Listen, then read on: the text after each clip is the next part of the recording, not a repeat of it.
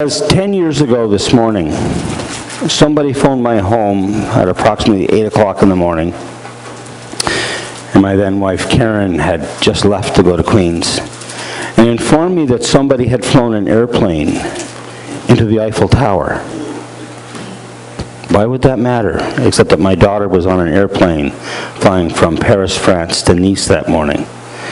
And I spent the first few minutes of that morning thinking my daughter was dead. And it was a horrible feeling. And I'm not sure which was worse, that feeling or the one that came afterwards when I turned on my TV and discovered that it was not the Eiffel Tower, but the Twin Towers in New York City.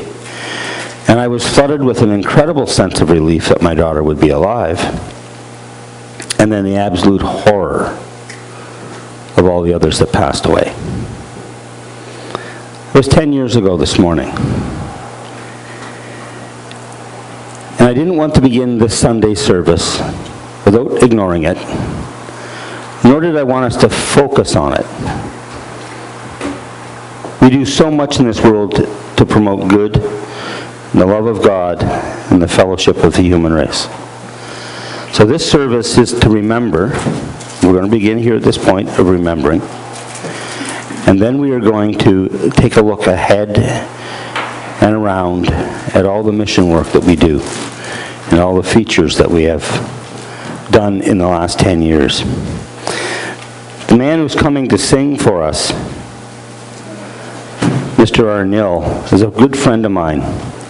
And 3 days after that event wrote a song. So what I'm going to do is actually ask you to bow your heads in a moment of remembrance for all those who lost and in memory of what happened 10 years ago.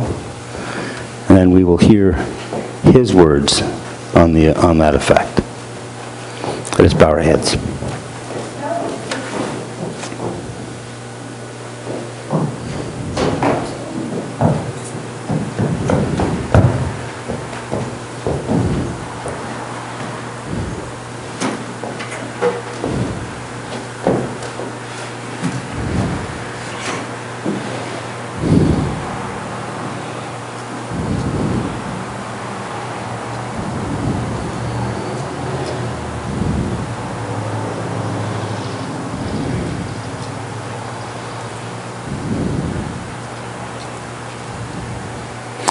Into the deep space that God makes in our lives, through pain, sorrow, anguish, and despair, hope grows. Into that deep space, light comes, inspiration happens, and people come together in faith.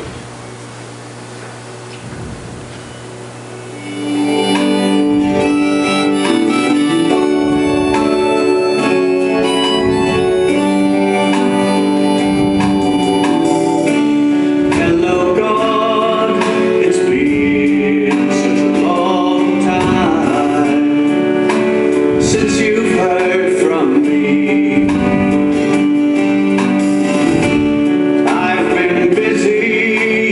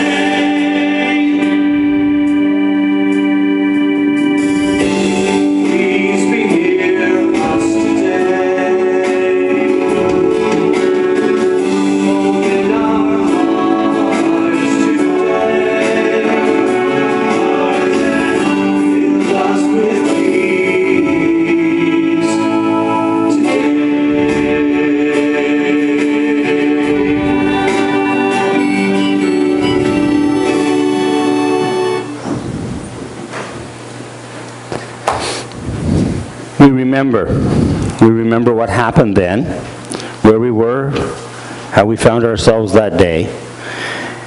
And we remember, in the last 10 years, our world has lived with terror, mistrust, and a whole new sense of how we can divide our planet across religious and political lines.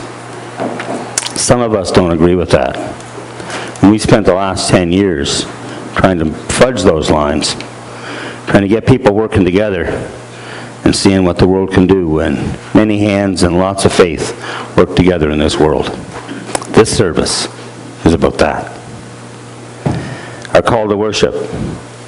Those who trust in God are like Mount Zion, which cannot be shaken, but endures forever.